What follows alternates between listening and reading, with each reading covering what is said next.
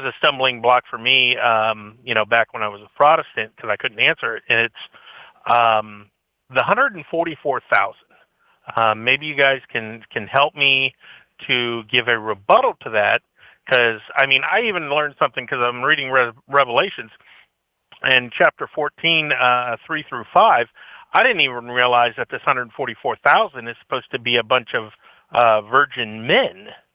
And it was talking about how they were supposed to be undefiled with women, and no lies were found on their lips. And I was wondering if you could explain that, of who they are and what's their purpose.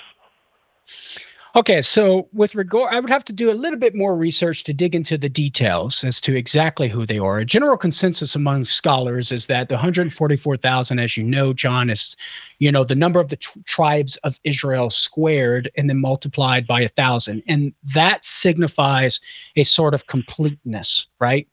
But we know that it's not only this 144,000 that's spoken of to be those in quote unquote heaven.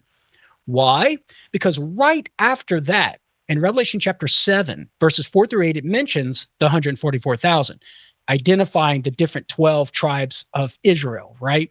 And then in verse 9, it says, after this I looked, and behold, a great multitude, which no man could number, from every nation, from all tribes and peoples and tongues, standing before the throne and before the Lamb, clothed in white robes with palm branches in their hands, crying out, salvation belongs to our God who sits upon the throne and to the Lamb. So there we have John in that very same context revealing to us that there are others besides the 144,000 who are right there before the throne of the Lamb, i.e., quote unquote, in heaven.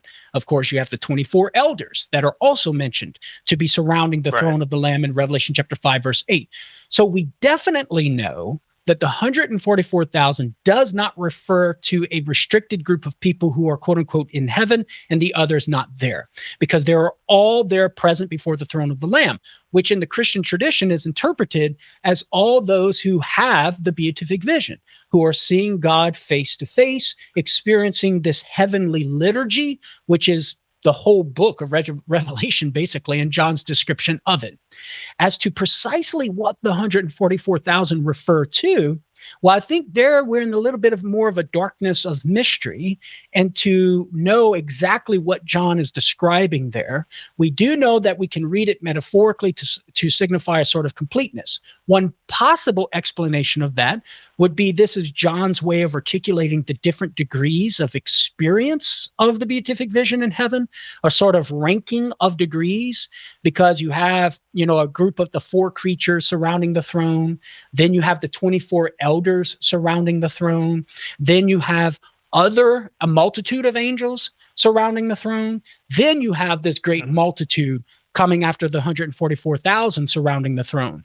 And so those concentric circles coming out from the throne of the Lamb could be explained in light of what we know theologically of the different degrees of the experience in the beatific vision, ripping off of what Jesus said, I have gone to prepare a place for you with many mansions. Many have looked to that as evidence for this theological concept. And so that's one possible explanation of the 144,000 relative to the great multitude. But what we do know for sure is that the 144,000 does not refer only to those who are quote unquote in heaven and those outside of the 144,000 not being there. We actually have some material at Catholic.com that you can check out, John. If you just type in 144,000, several different articles come up.